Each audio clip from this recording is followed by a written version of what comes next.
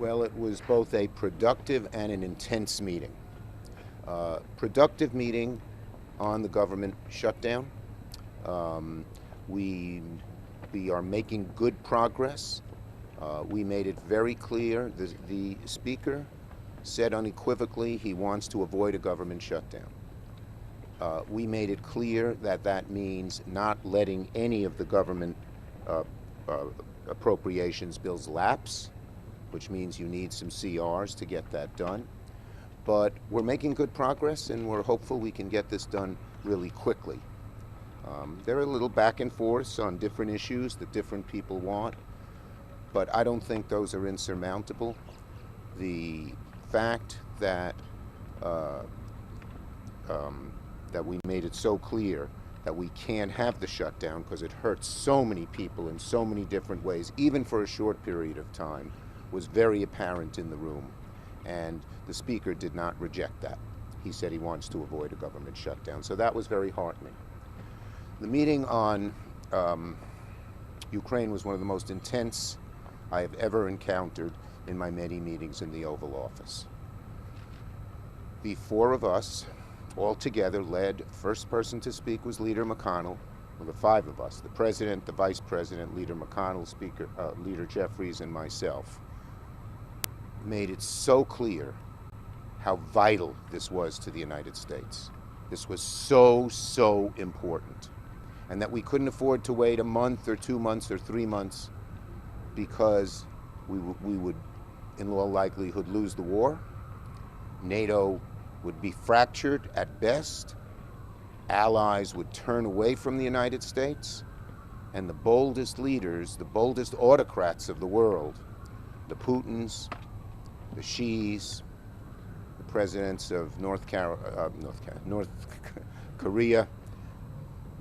I like the governor of North Carolina, actually. The presidents of North Korea and Iran would be emboldened, thinking that the United States was this soft, fat country that lost its way and would take advantage. And so we said to the Speaker, get it done. I told him this is one of the moments, I said, I've been around here a long time. It's maybe 4 or 5 times that history is looking over your shoulder.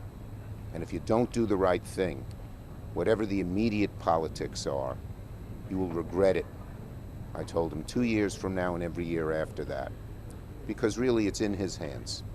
It's in his hands. We told him how important it was. It was passionate. I talked about my trip to Ukraine where I met soldiers who had Russian artillery in range with the drones they have, but had no ammunition to fire at them. We talked about 4 brigades who were ready to go, Ukrainian, no arms, and how serious the lack of arms was. And it was the consensus in that room, Zelensky and Ukraine will lose the war if we don't get the arms and don't get them quickly. The Speaker brought up the border. We made it very clear to him that we want to do something real on border. And in fact, we Democrats in the Senate supported a border bill that very conservative groups, including the Border Patrol agents, the Wall Street Journal editorial page, and Chamber of Commerce were for, but said to hold up Ukraine, which as he admitted was a national imperative, because you can't do something else which we all should work on, was a non sequitur. There was no logic. There's a logic to solving the border. We want to solve it. But we have to do Ukraine right now because there's a weight that can get done quickly because that has broad bipartisan consensus, and the border takes some more work, which we'll be happy to work on to get it done, but not hold up the Ukraine bill for it. Senator Schumer. Let me first just thank President Biden for convening us for this very important discussion to address the important challenges that are confronting the American people. It was an intense meeting, it was an honest meeting, and ultimately it was a productive meeting. We discussed 3 issues. First, the need to avoid a government shutdown and to fund the government so that we can address the needs of the American people in terms of their health, their safety, and their economic well-being. We are making real progress on the appropriations bills that are scheduled to lapse on March 1st. And I'm cautiously optimistic that we can do what is necessary within the next day or so to close down these bills and avoid a government shutdown. At the same time, it may be important to come to an agreement that's bipartisan and anchored in common sense to extend the pending expiration of the 8 additional bills that are scheduled to lapse on March 8th so that good faith, tough negotiations can continue in the absence of a government shutdown. Second, we discussed the urgent national security priorities of the American people as captured in the bipartisan, comprehensive, Senate-passed legislation.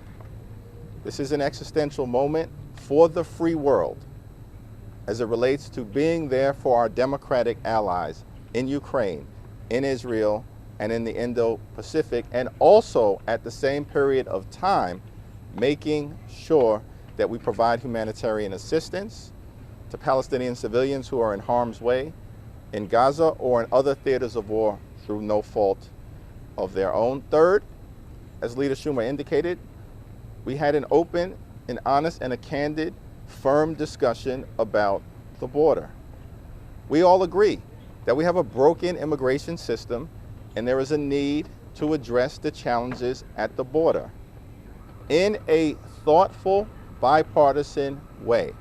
As Democrats, we support a safe, a strong, a secure, and a humane border. We just need our House Republican colleagues not to play politics and engage in political stunts relative to the border, but to sit down, as was done in the Senate, and enter into good faith discussions about fixing our broken immigration system. As Democrats, we stand ready to do just that. Senator Schumer, what made this meeting one of the most intense you've ever had? The urgency of supporting Ukraine and the consequences to the people of America, to America's strength, if we don't do anything and don't do anything soon. I was so shaken by what I saw at the border. I was strengthened by the strength of Zelensky and the Ukrainian people and the Ukrainian soldiers, but shaken that here they are fighting without arms against a brutal dictator who will just do anything to kill them. And the intensity in that room was surprising to me. But because of the passion of the president, the vice president, Leader Jeffries, Leader McConnell, and myself, it was. And you know, Johnson tried to answer, and he made it clear he wants to do something on the border, but we made it clear to him we can't tarry or the war could be lost. And second, we wanted to do border and have a tough, secure border plan, as we Democrats showed in the Senate. But he can't say, I won't do Ukraine until we get border. He's tried to do border for 6 months and couldn't come up with a single Democratic vote. But is that That's enough. Next one. Next one. Yes. You've discussed border here. Is this a part of the discussions? Is there a legislative discussion as part of this, or is this still the Republican position we made it, look, that it has to be done through the White House? Let me make it clear. We made the overwhelming sentiment in that meeting is we got to do Ukraine now. And there are other issues, including border, which we should address, but not now. And there was a discussion in the room that could you do border just by administrative action. I think Biden won that argument because he said you can't do it, we all said, without personnel. And you need legislation for personnel. And even the Republicans in the budget asked for more money for personnel at the border. So it was clear that we want to fix border. But it was also clear the speaker didn't give a reason why you had to do one before you did the other. Thank you, everybody. Congressman Pope Francis on Sunday called for a, sir? Thank you, leaders. You more or less optimistic about Ukraine? Mike. Oh, Mike down. Pope. You feel more or less optimistic?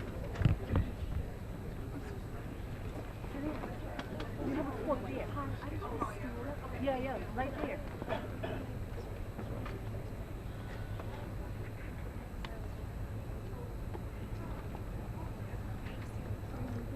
Move it, move it.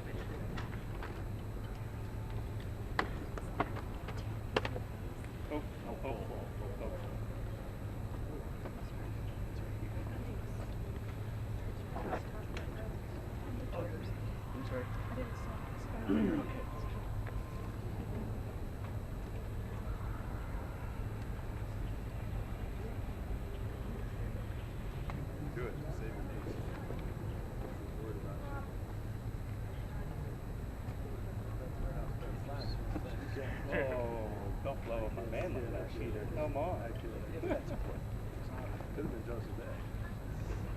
Love me some Jose Slacks.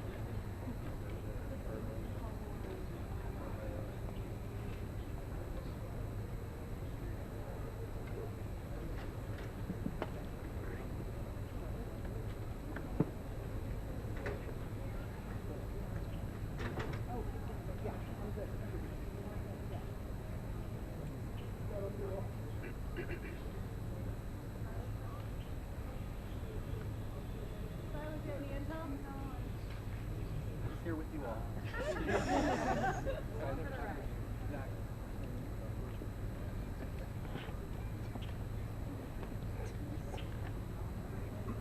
Harnik, you doing okay? You doing good? Yeah. Good. Great. Yeah.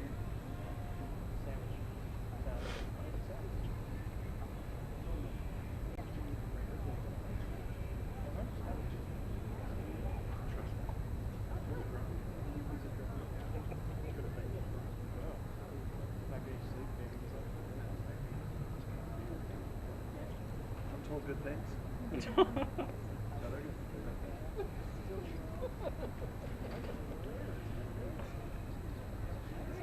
See, he knows.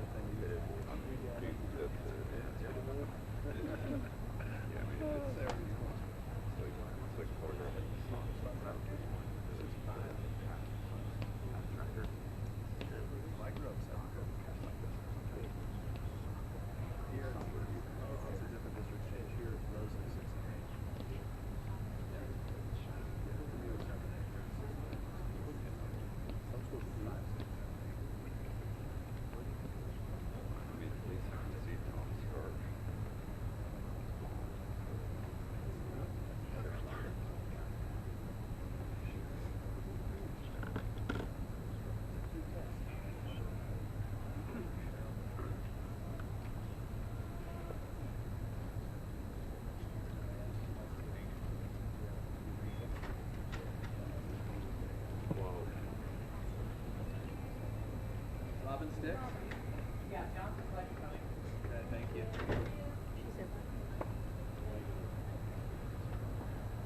was trying to get Robin to sticks.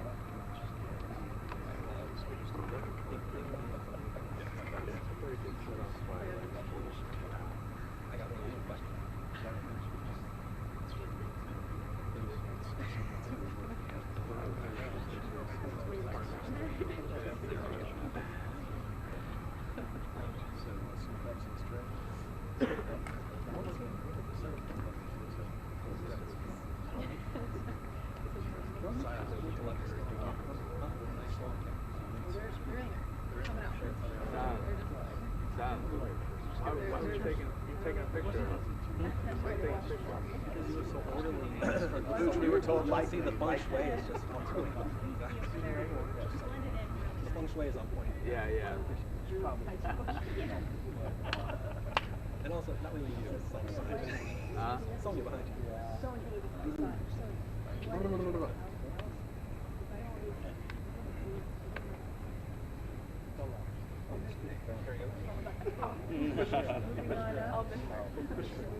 You have to lyric for it?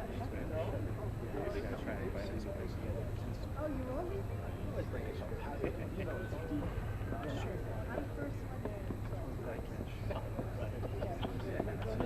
Bright, orange, what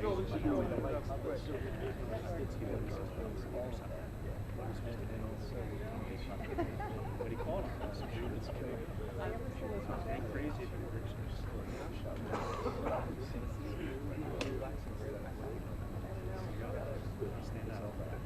I'm definitely not catching anybody's eye. I'm looking at it. So, I figure something else now. I like that.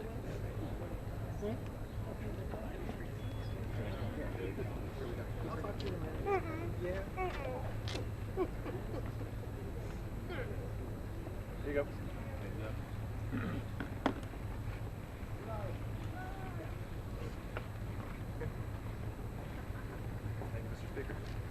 Thank you. Thank you all for staying. We had a couple of meetings there. It was frank and honest. I think we need more frank and honest conversations on Capitol Hill. So I was happy to participate in this. We did that as a group, and then I had a one-on-one for a period of time with the president, just he and I in the Oval Office. Let me say this. When I showed up today, my purpose was to express what I believe is the obvious truth, and that is that we must take care of America's needs first. When you talk about America's needs, you have to talk first about our open border. I've been, I believe, in maybe 20-something states over the last several weeks, going around the country, appearing at events with my colleagues, and we're hearing from the American people of all parties and all persuasions in all cities and all states who feel this acutely. They understand the catastrophe at the border is affecting everyone, and it is top of mind for all the American people for that reason. So I brought that issue up repeatedly today in that room and again one-on-one with the president. I think that's our responsibility to bring that up. The other big priority for our country, of course, is the funding of our government. And we have been working in good faith around the clock every single day for months and weeks and over the last several days, quite literally around the clock, to get that job done. We're very optimistic. I hope that the other leaders came out here and told you the same. We believe that we can get to agreement on these issues and prevent a government shutdown, and that's our first responsibility.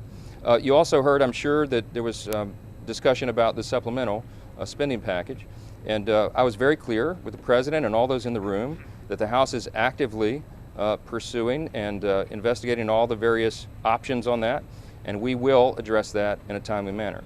But again, the first priority of the country is our border and making sure it's secure. I believe the president can take executive authority right now today to change that, and I told him that again today in person, as I've said to him many times, publicly and privately over the last several weeks. It's time for action. It is a catastrophe, and it must stop. And we will get the government funded, and we'll keep working on that. So we'll have more for you soon. Mind on government funding, calls for more money for budget